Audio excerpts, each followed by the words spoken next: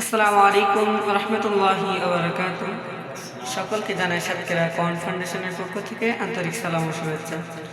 নামের উদ্দেশ্য নয়, মানুষের কল্যাণের উদ্দেশ্য আপনার সকল দান। এই স্লোগানকে সামনে রেখে সাতক্ষীরা কন ফাউন্ডেশনের অন্যতম সদস্য মোহাম্মদ দিরা হোসেন মানবতার ডাকে সাড়া দিয়ে চলে আসছেন সাতক্ষীরা ঐতিহ্যবাহী সংগ্রাম হাসপাতালে। এই পজিটিভ ব্লাড দেওয়ার জন্য একজন মায়ের অপারেশন হবে, এজন্য আসছে। তো সকলে আমাদের জন্য দোয়া করবেন। এখানে উপস্থিত আছে সাতক্ষীরা কন ফাউন্ডেশনের সদস্য হাফেজ মোহাম্মদ তাহিদুর রহমান এবং উপস্থিত আছেন ভাই মোহাম্মদ আজিজুর রহমান রোগীর লোক, এবং এখানে সাতক্ষীরা সামনে হাসপাতালে উপস্থিত আছেন সীমাকান্ত।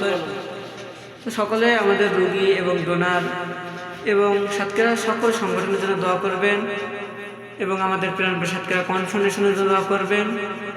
আসসালামু আলাইকুম রহমতুল্লাহি ওয়া বারাকাতুহু।